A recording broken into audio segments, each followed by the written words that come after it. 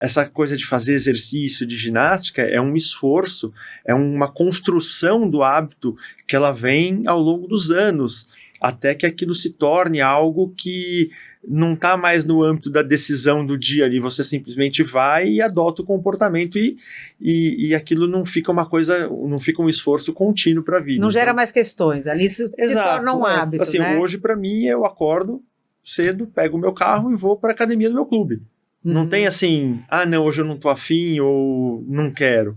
Só que para chegar nisso tem uma barreira inicial que tem que ser quebrada, você tem que preparar um pouco a mente, você tem que pensar um pouco em como que você vai chegar nessa situação de você meio que tatuar no seu organismo um padrão de funcionamento que é alinhado com as necessidades da tua vida. Né? E acho que nessa forma, né, Henrique, é muito interessante onde cada um consiga identificar que tipo de atividade que gosta, que dá prazer, que é fácil, que é perto de casa, que fica no ritmo da família, que às vezes depois você pode ter uma troca junto com os filhos.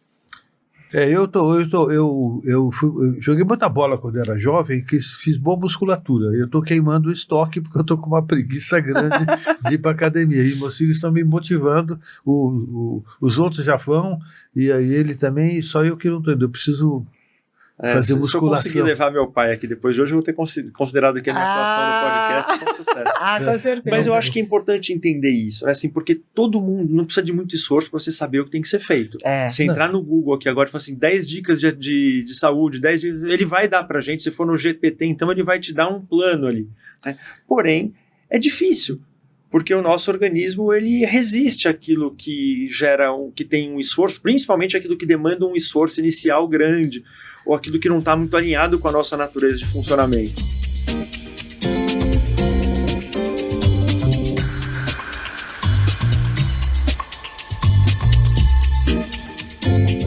Bem-vindos ao Café com Paz, o podcast da Universidade de Paz. Sou Ana Luísa Meirelles e junto com o Dr. Vimer Botura, mergulhamos na parentalidade e nas relações entre pais e filhos, convidando pais e especialistas da área para as nossas conversas. Nosso programa oferece insights práticos e conteúdo para fortalecer laços familiares e o seu desenvolvimento pessoal. A cada episódio exploramos estratégias e compartilhamos experiências que ajudam a criar um ambiente familiar mais amoroso e compreensivo. Junte-se a nós para aprender, crescer e desenvolver suas relações familiares. Medicina de estilo de vida, saúde mental, como alcançar? Vamos falar de promoção da saúde?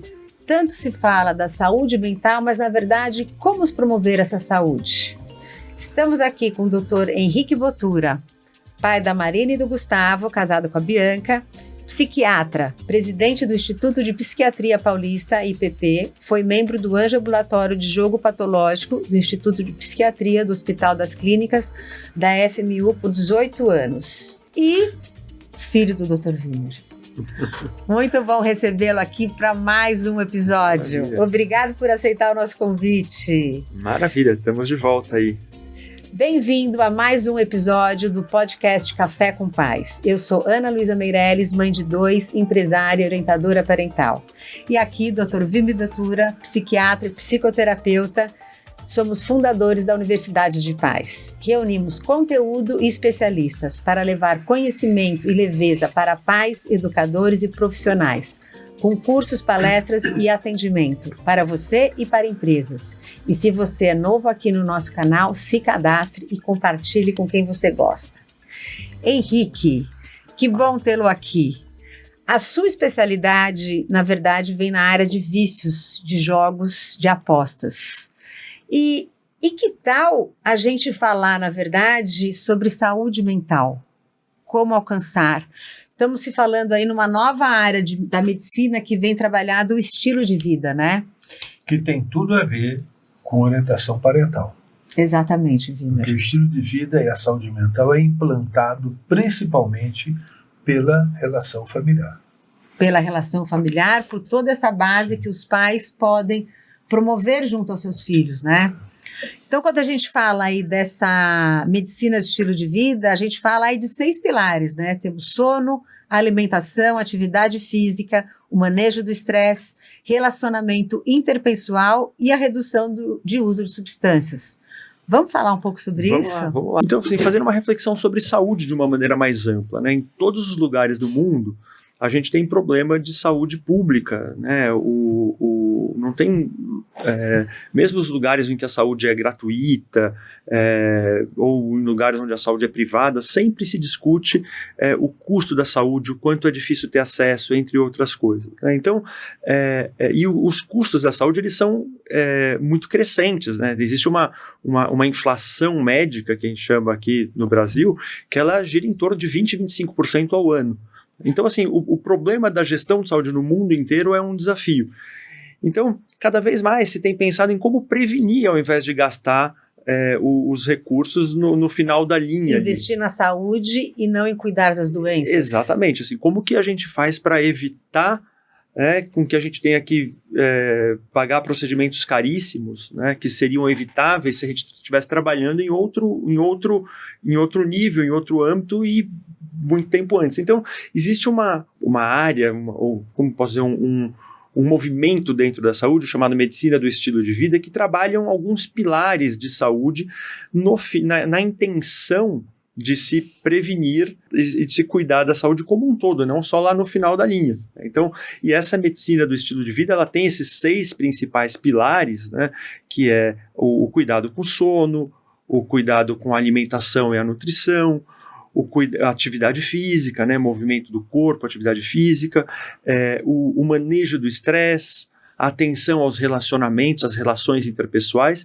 e também o redução cuidado, do uso de substâncias, redução do uso de substâncias, que, né, eu acho que talvez a gente possa colocar aí a tecnologia, até as apostas aí nesse olhar, né?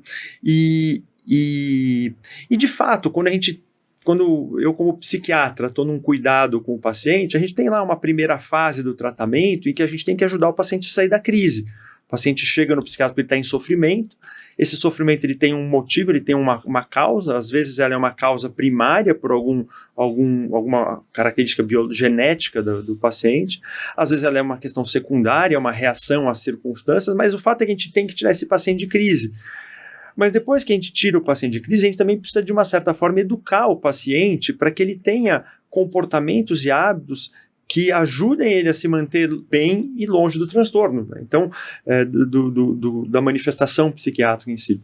Então, passa a ser uma atividade importante do médico ajudar o paciente, influenciar o paciente a adotar hábitos que sejam protetores para a vida dele como um todo. Então, a gente, quando está falando de saúde mental, a gente, tanto no cuidado daquele paciente que tem um quadro crônico e que recai e precisa de ter outros elementos de proteção, como no paciente leve que às vezes deprime porque a vida inteira está bagunçada, está desordenada. Então a gente precisa de uma certa forma, ir desenvolvendo habilidades de influenciar, de educar o paciente no sentido de adotar hábitos que sejam alinhados com a manutenção dessa vida com qualidade, né? Então, a medicina do estilo de vida, ela vem como uma inovação que não é nova, porque a gente está falando de coisas que se discutia lá 500 anos antes de Cristo. Mas que, né, ficou importante voltar talvez um pouco às bases, né? Exatamente. Então, o que a gente chama de, mais do que medicina preventiva, chama-se a promoção da saúde, né? Que grande parte do conhecimento de medicina vem do conhecimento da doença. Se conheceu o problema primeiro, se estudou o problema. E conhecendo o problema, isso estudando o problema, é como se você descobrir o não problema. Então o trabalho é a não existência do problema. E é a promoção da saúde e a medicina da felicidade também, né? Se estuda hoje por que se perde a felicidade, né? Porque o ser humano nasceu para ser feliz, né? É importante isso, né? E a promoção da saúde, eu quero enfatizar a importância da parentalidade nisso. Que se as crianças crescem com necessidades essenciais resolvidas, elas têm menos possibilidade de desenvolver problemas e maior capacidade de resiliência aos apelos da alimentação, do jogo, os apelos da vida que traz, né? Então ela tem que ter resiliência para isso. E é implantado por principalmente nos 6 primeiros anos de vida. Os modelos, né, a cultura da família nesse sentido é muito importante, né, porque, como a gente está falando de um tipo de funcionamento que constrói um padrão de hábitos. Sim, cultural inclusive, né? Exato. Mas assim, a gente quando vai construindo hábitos que vão se tornando do nosso funcionamento natural, a gente acaba tendendo a militar num tipo de funcionamento que ele é um funcionamento preventivo. Então, e isso, evidentemente, a gente precisa de um modelo para isso. Isso precisa acontecer. Existem organismos que são mais propensos a isso, né?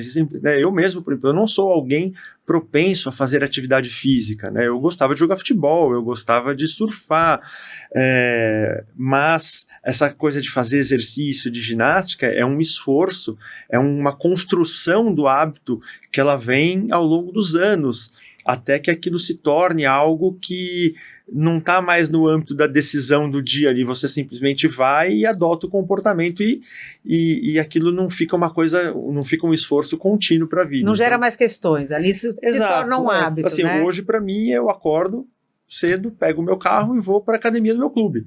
Não tem assim, não, hoje eu não estou afim ou não quero. Só que para chegar nisso tem uma barreira inicial que tem que ser quebrada, você tem que preparar um pouco a mente, você tem que pensar um pouco em como que você vai chegar nessa situação de você meio que tatuar no seu organismo um padrão de funcionamento que é alinhado com as necessidades da tua vida. Né? E acho que nessa forma, né, Henrique, é muito interessante onde cada um consiga identificar que tipo de atividade que gosta, que dá prazer, que é fácil, que é perto de casa, que fica no ritmo da família, que às vezes depois você pode ter uma troca junto com os filhos. Eu joguei muita bola quando era jovem, fiz boa musculatura. Eu estou queimando o estoque porque eu estou com uma preguiça grande de ir para academia. E meus filhos estão me motivando, os outros já vão, e aí ele também, só eu que não estou indo. Eu preciso fazer musculação. Se eu conseguir levar meu pai aqui depois de hoje, eu vou ter considerado que a minha atuação no podcast foi um sucesso. Com certeza. Mas eu acho que é importante entender isso, né? Assim, porque todo mundo não precisa de muito esforço para você saber o que tem que ser feito. Se entrar no Google aqui agora e falar assim, 10 dicas de saúde, 10 dicas, ele vai dar pra gente, se for no GPT, então ele vai te dar um plano ali. Né? Porém, é difícil. Porque o nosso organismo ele resiste àquilo que que tem um esforço, principalmente aquilo que demanda um esforço inicial grande, ou aquilo que não está muito alinhado com a nossa natureza de funcionamento. Né? É a questão seguinte, a gente tem que ter claro o seguinte, que tem uma frustração. Quando você acorda e vai para a academia, tem uma frustração ali. Essa frustração você tem porque você sabe que vale a pena essa frustração. Né? Eu pago um preço por algo melhor que eu vou ter depois. É essa a ideia. Né, que a gente tem que internalizar. Nesse assunto de academia eu preciso fazer isso. No resto eu faço. Mas isso... Então, mas o que acontece? Assim, essa frustração ela é uma barreira do início do movimento.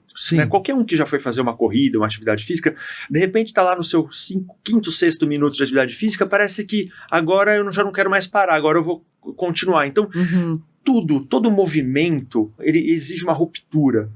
Né? Então, se a gente vai pensar assim, por exemplo, num objeto se deslocando no espaço, né? Se você pega uma bolinha e joga ela no espaço, ela vai correr por toda a eternidade ali. Né? Para ela sair daquele caminho, ela vai precisar de algum choque em outra direção. Então, o nosso organismo ele funciona assim, a gente tende a adquirir automatismos, vícios de comportamento, hábitos que vão praticamente tornear o que a gente é, como a nossa vida se dá, os resultados que a gente tem naquilo que a gente faz, como a nossa saúde se comporta, etc. Né? Então, sempre que a gente quer fazer uma mudança, a gente precisa ter uma preparação prévia, um entendimento para a gente poder produzir esse movimento até que ele se torne algo perpétuo. Né? Então, assim, eu conheço o meu organismo, eu sei que se eu fizer atividade física 15 dias seguidos, no 16º eu já vou acordar e eu vou estar indo fazer e já não é mais barreira. Né? Então, assim, para mim, quando eu precisei, pelas demandas da minha vida, mudar hábito, né, porque eu era alguém que tendia a gostar de ficar acordado de madrugada. Né? Só que o mundo não funciona de madrugada para aquilo que eu almejava na minha vida. Então, eu tive que romper com esse comportamento. Então, num primeiro momento, você tem que ser duro e firme contigo, mas depois o teu organismo ele aprende, né? E eu acho que o entendimento de como funciona a biologia é legal para a gente saber isso, porque às vezes a gente espera do nosso organismo que ele funcione como o nosso celular. Então, assim, eu vou baixar um aplicativo e botar para rodar um negocinho aqui, ou vou desligar uma coisa e ele vai apagar. E o organismo vivo ele não funciona como organismo tecnológico, ele é mais analógico, mas ele é plástico, a gente consegue construir coisas incríveis na nossa vida. A gente costuma não ter uma clareza do potencial do que a gente tem para fazer. Então, se a gente entende que a gente funciona de um jeito hoje, e as coisas se sucederam para a gente funcionar assim, mas que a gente quer funcionar de um outro jeito, deve existir uma forma de construir esse caminho. Deve existir. Só que ela vai depender da gente ter essa percepção que você falou assim, o que eu gosto, como que eu opero, como que é a minha rotina, como que minha vida se sucede, como que eu consigo ordenar as coisas para que eu encontre aquilo que eu tenho que encontrar no momento certo. Né? Então, assim, nas primeiras vezes que eu precisei adquirir a habilidade de fazer atividade física, eu precisava deixar à noite a roupa pronta ali no lugar que eu ia sentar ali, porque se eu tivesse que abrir uma gaveta, ia vir algum pensamento me convencendo de que não era aquilo que eu tinha que fazer naquele momento. Então, num primeiro momento, você precisa fazer ser muito fácil aquilo acontecer. Você não pode ter nenhuma barreira. E a gente desenvolve hábitos de se queixar da vida, por exemplo, né? Hábitos de reclamar. São hábitos meramente viciosos que não fazem sentido. As pessoas fazem e aquilo retroalimenta problemas. E a gente, quando vai fazer uma mudança dessa, sempre surge um pequeno problema que a gente valoriza. Abrir a gaveta, por exemplo. Uma das coisas que eu tenho há muito tempo eu decidi na minha vida é que eu faço planos à noite na hora de deitar. E de manhã, se eu fico na cama, eu penso, revejo os planos. Não faço e fico na cama rodando para lá e para cá, fritando e fico sentindo incomodado, etc. Então, qual é a decisão que eu tomei? Fiz plano à noite, ou eu não faço plano à noite, ou se eu fiz de manhã, eu não penso. Levanto e vou fazer o que tem que ser feito. Porque se eu ficar pensando na cama, a gente muda tudo, arranja autoconvencimento, né, e vai se convencendo de bobagens, e a gente se convence para desistir de muita coisa. Eu lembro o tempo que eu corria no Ibirapuera, uma época que eu morei em frente ao parque, eu corria bastante. Eu lembro que no começo, os primeiros metros, era uma luta contra aquilo. Para, isso é bobagem, você tem que enfrentar isso, depois vai, né? Depois tem uma superação que flui, né? Exatamente isso. Eu gosto desse estudo assim, dos hábitos, do comportamento, né? E como a gente pode, de uma certa forma, polir e evoluir nesse sentido. E tem um escritor americano, o nome dele é Brandon Burchard. Eu gosto desse escritor. E ele usa um termo que chama momentum. Então, assim, o nosso esforço deve ser entrar no que a gente chama de momento. O momento é exatamente quando a gente está em momento, a gente está meio que fluindo, as coisas acontecem fácil. Então, assim, não teve hoje de manhã, eu acordei 5 da manhã, 5h45 eu estava no clube, na academia do clube. Então, assim, não teve esforço nenhum para isso. Porque eu estou em momento. Então, quando você está em momento, se você decide... Chama que você vai... momentum. Momentum, em latim. Momentum, Tá. Então, assim, que tem a ver com a inércia, né? A gente usa o termo inércia, a gente pensa que a inércia está parado, mas a inércia é a tendência a manter o movimento que você está. Então, quando você consegue se induzir a estar em momento, você começa a transformar coisas que parecem difíceis para você, ou pareciam difíceis para você fácil, ou que parecem difíceis para os outros muito fácil. Então, assim, o desafio é exatamente como é que eu construo um momento em termos de determinado hábito. Então, assim, e aí, evidentemente, exige planejamento, exige um espaço mental para isso. Então, muitas vezes você está no meio do barulho, no meio de uma depressão, ansioso, cheio de coisa acontecendo, cheio de ruído, você não consegue o espaço de manobra para você fazer algo que você tem que fazer, que é planejar. Para você entrar numa atividade física, você precisa olhar para a tua agenda. E eu lembro que na minha vida isso aconteceu, porque eu falava, putz, enquanto eu fazia futesport, etc., eu fazia atividade física. Quando eu parei de jogar futebol, porque tive que operar o joelho, eu deixei de fazer atividade física.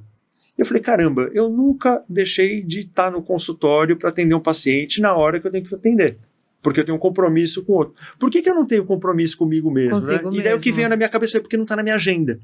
Se estiver na minha agenda, eu vou fazer. E daí eu passei a pensar em agendar mesmo essa atividade física. Eu passei a colocar na minha agenda como um compromisso. Né? E isso foi um caminho de ajuda. Então, assim, a partir do momento em que eu entendi que aquilo era um compromisso comigo mesmo, era tão importante para mim estar atendendo o meu paciente, que eu me comprometi com ele, como estar comprometido comigo na atividade física, que isso ganhou um grau de relevância maior. E daí eu passei a olhar para a agenda. Então a gente tem que ter um tempo para refletir sobre a nossa agenda, a gente tem que planejar a nossa agenda e colocar na nossa agenda. Então eu vejo que as mudanças de hábito, elas demandam uma estruturação do tempo, do planejamento, porque às vezes a gente sabe que vão acontecer coisas que vão tirar a gente do nosso objetivo. Então, mesmo alimentação, por exemplo, eu me lembro que eu tinha uma fase que eu chegava em casa, tinha pão, presunto e queijo, eu ia lá e comia 3. Mas se tivesse melão ali, em vez de pão, presunto e queijo, eu ia comer melão. Então eu parei a pensar, putz, eu vou fazer cair melão lá no lugar de cair presunto e queijo. Então assim, a gente consegue pensar em como a gente se desloca no mundo e consegue visualizar onde eu vou estar para que naquele momento a decisão mais fácil seja a decisão boa. E daí a gente consegue, de uma certa forma, minimamente direcionar a nossa ação para que a gente possa fazer esse objetivo de construir hábitos que sejam alinhados com a nossa vida. E a gente tem um desafio grande no nosso momento porque a gente tem muito estímulo, né? Se você acorda e a primeira coisa que você faz é abrir teu WhatsApp, complicou. Verdade. Por quê? Porque o WhatsApp, o seu celular, ele é um centralizador de prioridades alheias. Então todo mundo que tem alguma demanda comigo, prioridades com eles vão me mandar mensagem ali. Se eu acordo e antes de eu botar meu short para atividade física, eu abrir meu celular, é bem possível que eu me desvie nessas demandas e eu perca isso. Então, eu aprendi na época que eu ia ter um horário para abrir meu celular. Então, assim, eu primeiro faço... Eu entendo que, sim, para a gente ter um bom conjunto de hábitos, a gente precisa primeiro ter uma clareza nos nossos compromissos com a gente mesmo e depois dar o espaço para os compromissos ali. Então, assim, para mim, essa ideia de ter uma rotina da manhã que inclui atividade física, ela é muito importante para a gente pensar na promoção da nossa saúde e na promoção da proteção da nossa saúde. Então, isso vem um pouco naquela expressão, né, de primeiro, no caso do acidente do avião, primeiro você coloca a máscara em você para depois colocar no outro. Sem dúvida. Então é esse o cuidar de si mesmo para estar bem, e realmente o WhatsApp você pode olhar depois, num outro horário, se programar para uma outra hora, né? E isso já vai mudar ali a rotina, onde você sabe que você está cuidando de você e aquilo vai te dando uma satisfação, vai te dando bem-estar para você fazer todas as outras coisas. Mas aí entra uma coisa importante. Tem paciente que chega no consultório e fala assim, doutora, eu vim aqui para o senhor me curar. Na nutricionista, doutora, eu vim aqui para a senhora fazer eu perder peso. Não vai perder, não vai resolver. Por quê? Porque a decisão mais importante é da gente. A pessoa decide se curar, a pessoa decide fazer as mudanças de hábitos, o outro ajuda, pode dar sugestões, caminhos, medicamentos, etc. Mas a decisão intrínseca é da pessoa. Eu estava refletindo esses dias, estudando, Henrique, sobre questão de vícios, etc. E é muito comum falar assim, vícios não tem nada a ver com questão moral ou com questão de força de vontade. Em princípio, isso faz todo sentido, mas força de vontade faz parte disso. Por quê? Porque grande parte das pessoas que mudam hábitos, ou deixam de fumar, ou deixam de beber, fazem porque alguma coisa os motiva a ter força de vontade para isso. Então você, quando tem esse teu mecanismo de acordar cedo, tem algo por trás disso em você que te faz ter essa força de vontade para gastar a energia necessária para essa mudança. Então é muito importante, quer dizer, a gente precisa ver o que é que está por trás dos nossos desejos, ou da falta de desejo, da falta de comprometimento. Tem sempre uma crença limitante ali atrás, né? Ou não mereço, ou não vale a pena, ou eu não sou capaz. Então, por trás tem isso. Então, assim, quando você toma essas decisões, você tem claro ali que vale a pena, né? O vale a pena faz eu deixar de comer um doce, faz eu deixar de tomar uma bebida, faz eu deixar de fazer algo que é prejudicial para mim. O vale a pena eu me privar disso, porque eu terei algo melhor depois. E não é ninguém que vai me dar. Sou eu que vou fazer isso. E nas relações familiares, enquanto as pessoas esperarem dos outros soluções, eles não vão ter. A solução vem de dentro, a partir de relações que motivem. Né? Eu acho que essa questão ela é importante porque ela chega na questão assim, assim, acho que a gente tem que entender que a nossa saúde ela é uma atribuição e uma responsabilidade nossa.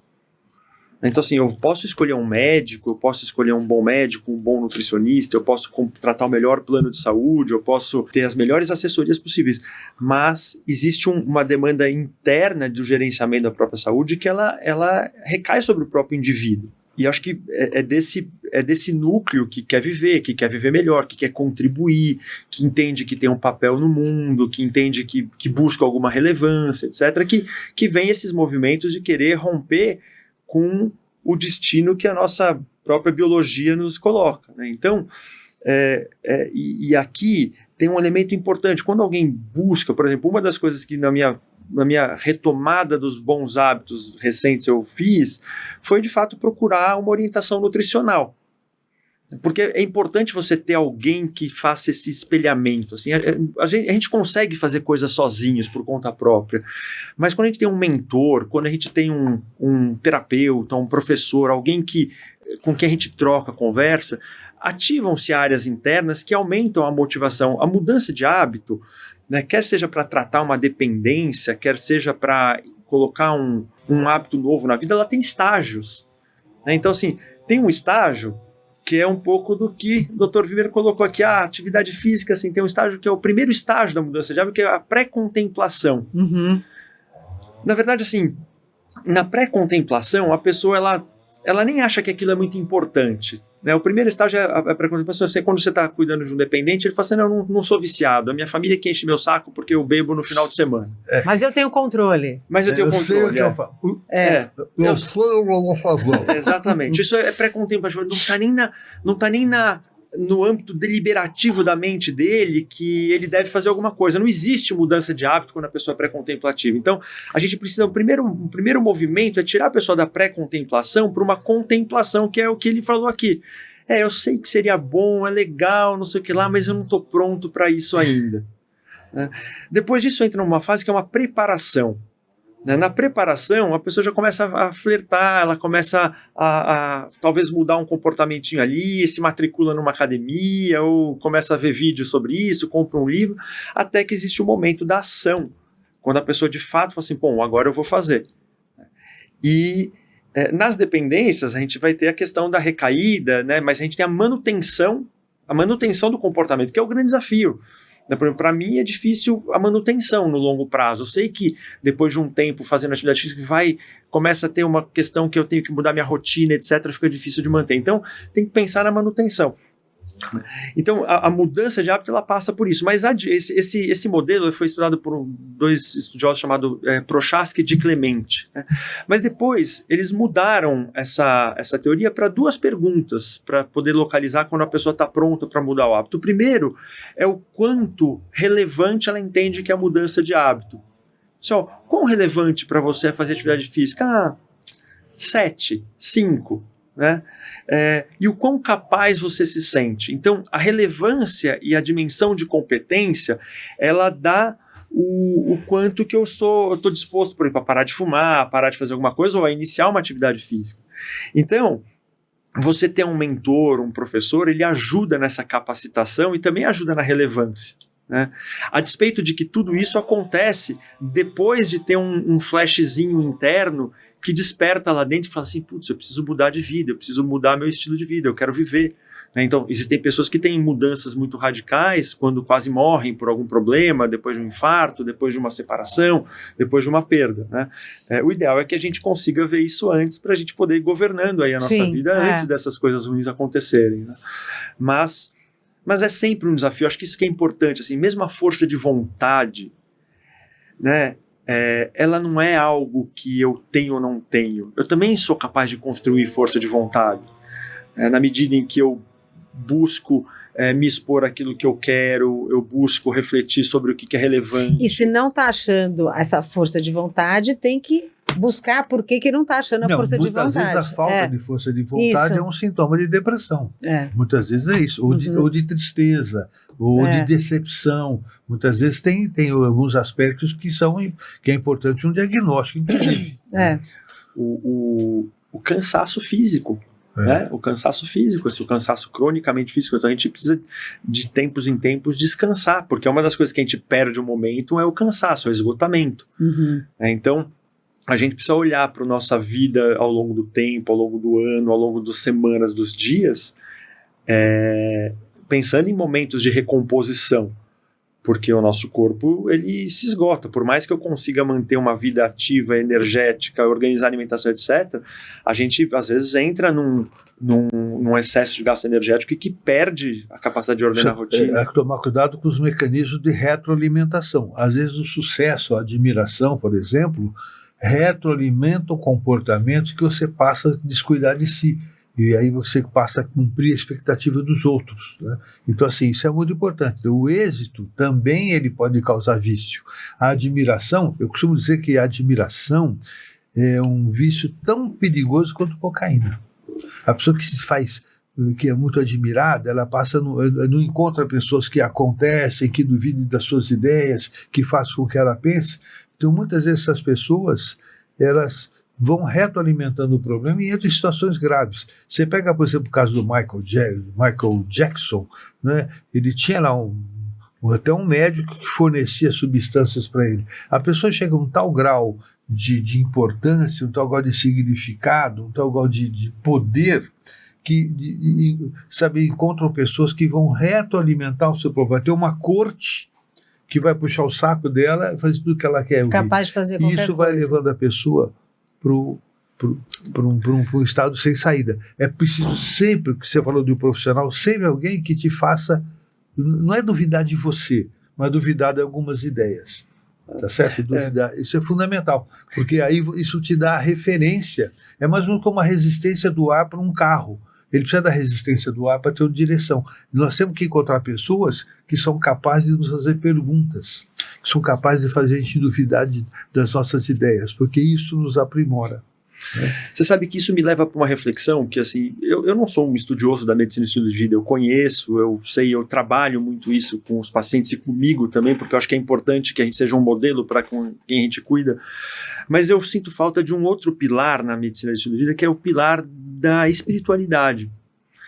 Porque é nesse âmbito que a gente estabelece regulações para o ego, para ter uma dimensão do tamanho real que a gente é no nosso mundo, né? Então, assim, muitas vezes você tem lá o cara teve sucesso em determinada área, o cara é incrível naquela área, ele ganha dinheiro inesgotavelmente, mas ele não desenvolveu nenhum outro tipo de virtude ou de comportamento que seja protetor, e daí em qualquer variação da circunstância ele desaba, né? Não tem uma pessoa para falar, não, Michael, não vou te dar esse remédio, você não pode tomar, porque eu sou Deus. Né? Então, assim, eu vejo que a espiritualidade, quando você começa a ter uma dimensão de que existe algo que é além de você, que é maior que você, ao qual você se reverencia, ao qual você respeita, você também tem uma proteção para a tua saúde mental e para tua noção do teu tamanho real. E que isso pode ser, do que eu conheço, assim, que pode ser desde junto como uma meditação, onde você consegue sair um pouco daquela rotina tradicional, daqueles meios, julgamentos, valores, o ego, tal, para você se ver limpo daquilo e conseguir até enxergar e se sensibilizar com outras coisas. Concordo, acho que isso realmente... E desse tipo de situação, eu tenho um conceito que eu creio que é síndrome dos pais razoáveis, né? São aquelas pessoas que acertam quase tudo que fazem na vida, têm êxito, mas os filhos todos ficam absolutamente improdutivos, dependentes e frustrados e revoltados, etc. Porque esse pai, muitas vezes, ele pelo êxito, porque ele acerta quase tudo que faz, ele acha que acerta tudo. E aí, quando ele acerta tudo, ele desvaloriza, sem perceber, hein? Ele não é malvado, não. Isso é quase um desdobramento de uma postura. E aí vai gerar filhos totalmente despreparados para a vida, né? Então isso é importante. Síndrome dos homens razoáveis, né? Porque eles são razoáveis em tudo o que fazem. E o razoável aqui não significa mediocridade ou coisa média, não. Significa pessoas que têm razão em tudo, né? E aí, nesse equilíbrio da espiritualidade, acho que é onde, e de alguma forma, né, cada pessoa tem uma cultura, ou como ela encontra essa espiritualidade, certo? Eu entendo assim, que quando a gente está falando de hábito, estilo de vida, a gente está falando de ordem, né? De ordem. A vida, ela precisa de ordem, tanto que se você for pensar nas definições do que é a vida, né, são sistemas moleculares que se mantêm vivos, né, que buscam ordenar os elementos químicos de modo que a vida se mantenha. Né, isso está acontecendo desde 3,8 bilhões de anos atrás, quando, né, pelo menos pelas teorias aceitas, o primeiro organismo vivo surgiu. Então, a vida está sempre ordenando. Né? Só que a nossa consciência, a nossa capacidade, nós como seres humanos, a gente vive desafios diferentes dessa vida primitiva, né? que é muito mais automatizada. Né? Então você pensa num urso polar, ele nasce no Polo Norte, ele morre no Polo Norte, né? Não tem muito, e vai ser assim até ele ser extinto. Né? Nós seres humanos não, a gente tem o arbítrio, a gente tem a nossa capacidade de tomar decisões, a gente tem a capacidade de mudar o nosso destino, mudar quem a gente é, como a gente é. Então, ordenar as coisas é importante para a nossa saúde mental. A vida precisa de ordem. É evidente, eu não estou dizendo que a gente tem que ser quadradinho, não fazer nada, a gente não possa ter variações no nosso funcionamento, mas buscar ordem no nosso funcionamento é uma forma de a gente otimizar e ter um aproveitamento máximo da nossa vida. Quando a gente consegue ter ordem, eu sempre costumo dizer assim, quando a vida bagunça, tenha um modelo de ordem mínima que você consegue fazer com muito pouca energia. Porque quando você cumpre os seus papéis ali, você começa a fechar o circuito e daí começa a sobrar um pouco de energia, a coisa vai rodando. Vai voltando para uma espiral positiva. Vai voltando para uma espiral positiva. Né? E a consequência disso é harmonia, é bem-estar, é êxito. E agora que eu falei da espiral positiva, também acho que tem nesse entorno, né? Quando as pessoas têm algum desafio, às vezes estão num ambiente que tem uma espiral negativa, com uma energia, com hábitos desafiadores e que a pessoa, às vezes, não consegue sair daquela, às vezes, uma espiral negativa. E é difícil, porque, assim, primeiro que é difícil, quando você vive num ecossistema em que tudo é muito desordenado e bagunçado, você entende que o caos é a ordem, né? Então, assim, a primeira coisa que você precisa entender é conseguir fazer uma separação. A meditação ajuda nisso, né? Você silenciar, você ficar em contato consigo mesmo, você começa a observar de fora aquilo que você está no entorno. Né? Mas, às vezes, mesmo observando toda a loucura do sistema, toda a bagunça, é difícil você ter energia para sair daquilo ali. Então, o primeiro desafio é você ter consciência, o segundo depois é você ter energia. Inclusive, quando eu citei aqui o Brendon Burchard, ele trabalha com alto desempenho. Então, assim, a primeira coisa que pessoas de muito alto desempenho têm, e aquilo que elas mais tempo gastam buscando, é clareza, é tentar ter claridade do que está se passando, né? Então, assim, por que eu não consigo fazer atividade física, né? Por que eu tenho compromisso com o meu paciente, mas comigo falta um pouquinho? Então, assim, eu vou buscar clareza. O primeiro exercício é de clareza. Na medida em que eu tenho clareza, o segundo movimento é ter energia para aquilo. Eu preciso de energia física para aquilo, né? E a partir de então você começa a construir um comportamento, uma rotina, um hábito que ele resulta em coisas boas, né? Então, e nesse processo, acho que de clareza, está muito desse autoconhecimento. Quanto mais as pessoas conseguem se questionar, o que me dá prazer? O que é uma coisa que quando eu faço eu gosto muito? Adoro ir no cinema, adoro ler um livro, adoro ver uma revista de decoração, adoro encontrar com as amigas, gosto de jogar tênis. E nesse movimento até de atividade, para mim foi esse reencontro e voltar a jogar tênis, e onde a gente tem uma turma enorme de amigas. Então, eu já nem sei se eu gosto mais de jogar tênis ou de estar junto com elas. Então, isso é um movimento que ajuda muito. Então, às vezes, tem que se olhar, porque às vezes você pode ter um suporte, né? Então, às vezes você vai fazer uma atividade, você tem uma pessoa que vai junto. Ou às vezes você gosta muito, está faltando conseguir fazer uma aula de yoga.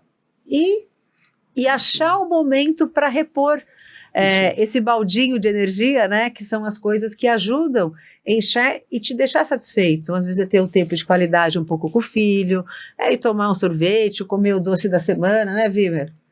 Isso é muito interessante, porque assim, quando a gente pensa nessa consciência humana que foi se desenvolvendo até chegar no que a gente é hoje, e nós como mamíferos, né, nós temos lá um cérebro límbico que tem um sistema afetivo dentro dele. Então nós temos um sistema afetivo. O tempo inteiro a gente está permeado por uma série de emoções, né? Se você for ver o filme divertidamente, você vai ver isso muito explícito, né? Então, de repente eu abro o celular, tem uma mensagem, muda meu estado afetivo. Exato. E assim vai. Exatamente. Então, assim, mas esses afetos, isso que é interessante entender, eles estão a serviço da manutenção da nossa vida, e a serviço da manutenção da nossa vida como indivíduo e como espécie aqui. Só que eles têm papéis diferentes. A gente consegue dividir essas emoções entre emoções que a gente chama de afetos negativos, não são negativos porque eles são ruins, né? Mas eles têm lá eles causam um certo desconforto, e a gente tem afetos positivos, alegria, ânimo, disposição, afetos negativos, tristeza, angústia, raiva, etc. E apesar deles fazerem parte desse mesmo sistema afetivo que promove a vida, eles têm funções diferentes. Então, os meus afetos negativos, eles aumentam agudamente, rapidamente, para proteger minha vida.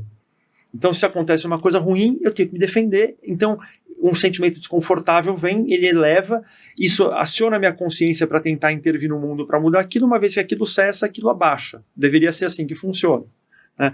Já os afetos positivos, eles têm um papel diferente, assim. Então, se a gente for pensar nesses afetos negativos, eles funcionam para proteger a vida. Já os afetos positivos, eles funcionam para promover a vida. Então, quando eu estou animado, alegre, eu quero criar, eu quero reproduzir, eu quero aprender, eu quero me expressar, etc.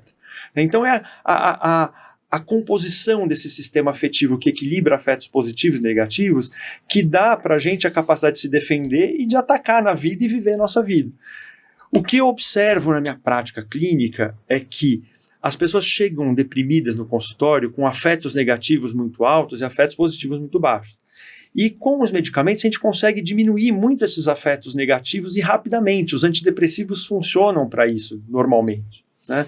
No entanto, esses afetos positivos, eles são difíceis de elevar, eles não se elevam só com a medicação. E o que a gente sabe é que afeto positivo eleva afeto positivo. Então, muitas vezes, assim, eu não consigo ter iniciativa porque está faltando afeto positivo, mas eu vou lá e vou jogar um tênis com as amigas, aquilo dá uma sobrazinha de afeto positivo que eu já marco o próximo tênis, o próximo tênis, o próximo. Então, no cuidado com o paciente, a gente tem que ajudar o paciente a entender o que eleva afeto positivo, porque normalmente, como todo mundo é um organismo, a gente tem esse potencial. Evidentemente que existem variações, tem pessoas que têm pouco afetividade positiva, não se alegram com nada, etc., uma outra questão, mas no cuidado com o paciente a gente tem que educar ele, assim, o que te fez alegre algum dia? O que te fez gostar, né? Eu lembro, tem um outro escritor que eu gosto também, eu gosto de escritor de autoajuda, não é muito... Eu também gosto. Não é muito, como é que eu falo, erudito falar disso, mas eu aprendo muito com eles. Porque a gente tem muito aprendizado mesmo, muito. Formas de como fazer. Muito, e muitas vezes eles têm um certo desapego da questão técnica que permitem eles explorar, então assim, eu aprendo com eles, eu não tenho muita vergonha de falar nisso não, mas eu gosto muito de um psicólogo americano, doutor, morreu já, o Wayne Dyer, uma vez eu li um livro dele que era assim, por que as pessoas deprimem no Natal? Né, eu vi num sebo esse livro e como eu cuidava muito de idosos, eu via muito isso, eu peguei o livro para ler. E daí ele falava assim, olha, por que a gente, quando criança, a gente ama o Natal, gosta do Natal, e sempre depois de algum momento da vida a gente passa a não gostar, né? E daí eu achei interessante, né, essa reflexão. Eu falei assim, a gente precisa cultivar o momento natalino. No Natal a gente precisa enfeitar a casa, a gente precisa aguçar aquelas coisas que a gente tinha na infância para a gente desfrutar esse período natalino aqui no momento atual. E eu acho que vale a mesma coisa, assim, olha, hoje eu não jogo futebol, mas jogar futebol elevava muito os meus afetos, né, positivos, né? Eu lembro que na minha residência eu voltei a jogar futebol na residência. Eu lembro um dia que eu estava jogando futebol, eu estava sentado no banco depois de já ter jogado, falei, nossa, como eu pude deixar de fazer isso por tanto tempo?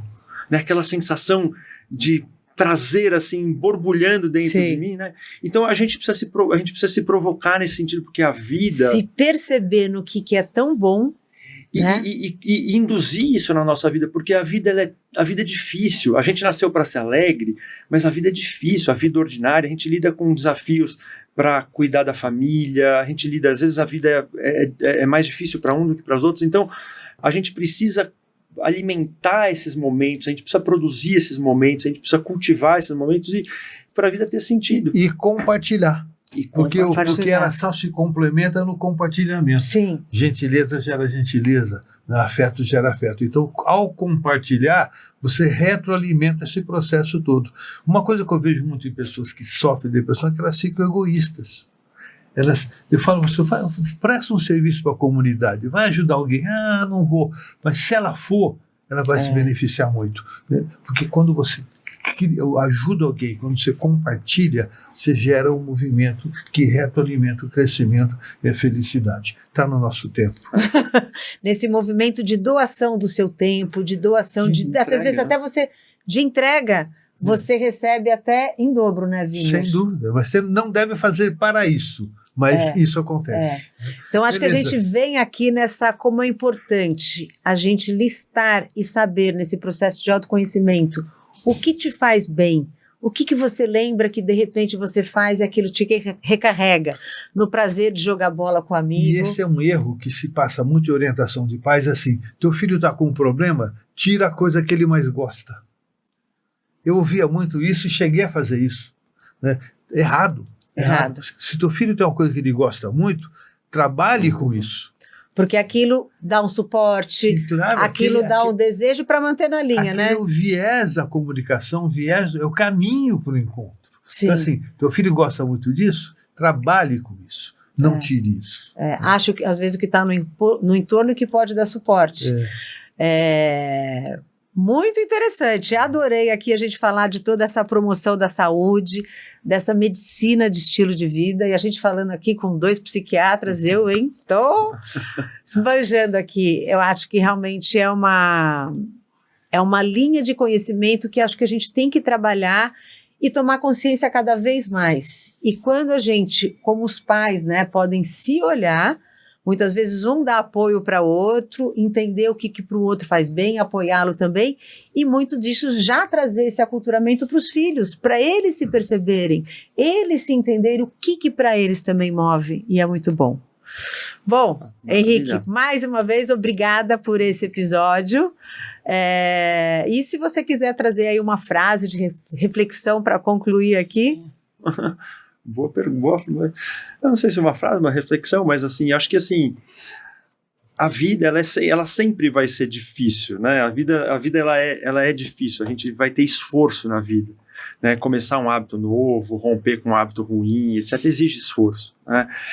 Existem momentos da vida que são mais difíceis, existem pessoas que estão sofrendo, adoecidas, que estão se cuidar, mas ela sempre também tem as soluções da própria vida. A vida está aí há tanto tempo, eu acredito, né? Eu sempre reflito que nós aqui somos organismos que temos, sei lá, né? Eu tenho 46, meu pai tem 76, mas a gente é a decorrência de milhões de anos de vidas vivas, né? Supostamente, pelas teorias que a gente acredita, a gente está linkado com a primeira vida que surgiu lá 3,8 bilhões de anos atrás. Então, assim, a vida tem soluções para os problemas que a gente tem na vida e a gente precisa confiar nisso para resolvê-los, e a gente pode usar os recursos que a vida proporciona para a gente, né? Inclusive esse de ser feliz, de viver bem, de desfrutar, para poder ter uma existência que faça sentido, né? Uma existência que faça sentido para a gente no elemento essencial, né? Do sentir a vida como algo prazeroso ali. Então é isso aí. Então, mas você falou da vida difícil, eu tenho uma frase que eu falo: tudo que é bom na vida cansa.